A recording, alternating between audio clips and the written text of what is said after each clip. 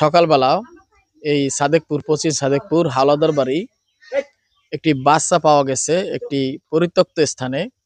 আমরা খবর পেয়ে এখানে আসলাম এটা তথ্য তালাশ নেওয়ার জন্য, যে বাচ্চাটা কে বা কারা। একটা ফুটন্ত নিষ্পাপ একটা বাচ্চা, সদ্য নবজাতক। তো এটাকে দেখার জন্য অনেক মানুষই এলাকায় আসছে। আমরা একটু সঠিক খবরটা জানতে চাই, যে ব্যক্তি বাচ্চাটাকে কোথায় পাইছে বা কিভাবে উদ্ধার করলো, আমরা তার কাছে একটু জানতে চাই। বাড়িতে নাকি একটা বাচ্চা পাওয়া গেছে, তো ওই বাচ্চাটা আপনি কোথায় পাইলেন, কিভাবে পাইলেন? একটা নবজাতক বাচ্চা নাকি, একটু যদি আমাদেরকে বলতেন। আমি সকালবেলা ভজনকালা উঠিয়া আমি উজু করতে গেছি। উজু করি আওয়ার সময় দিয়ে একটা লেফটিনের মধ্যে একটা কান দেয়, আমি বুঝি বিলাইয়ের বাচ্চা কান দেয়। তা আমি বাসায় আছি, বাসায় আইয়া লাইট লইছি, লাইট লই আবার হিরিয়া গেছি। অন গিয়া দিয়ে আমার ডর ডর লাগে, তো আমার পরিবারেরা জাগাইছি, আরো পাশের বাড়ি মাতারি করে জাগাইছি। জাগাইয়া আমি এগারো লইয়া গিয়া ওই লেফটিনের মধ্যে আমি উঠেছি।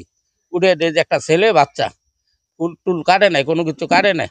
তো এই বাচ্চা আনিয়া আমার পরিবার নিয়া আমরা এটা গোসল মোসল করিয়া সুন্দরভাবে আমি নান্নুর কাটিয়া এটা আমরা হেফাজতে রাখছি।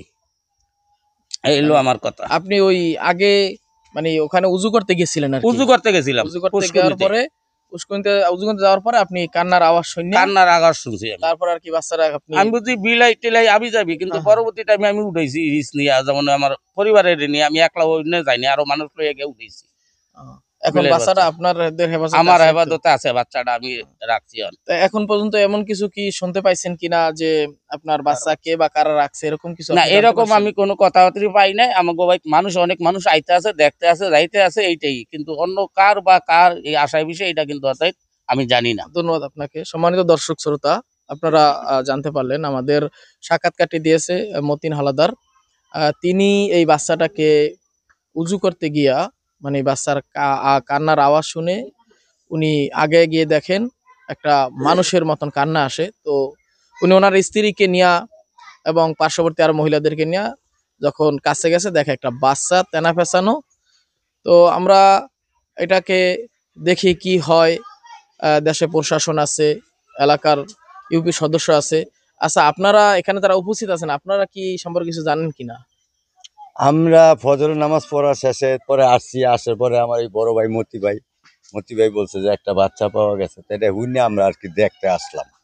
আইসা বাস্তবে দেখলাম যে আইসা মাশাআল্লাহ বাচ্চাটা খুব সুন্দর।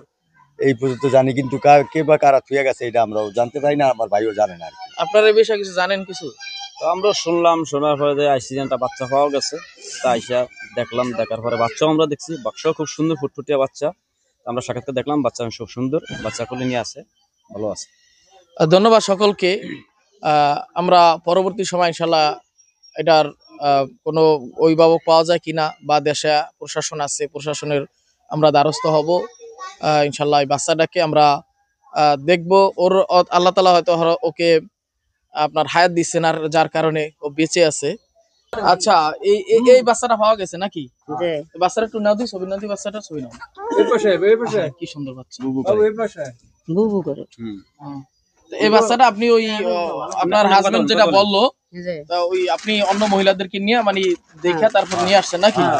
আচ্ছা দর্শক, আমরা এই বাচ্চাটাকে দেখাইলাম। বাচ্চাটা আপনার শীতের ভিতরে কাঁপতেছে, তো তারা এখন যত্ন করে রাখতেছে।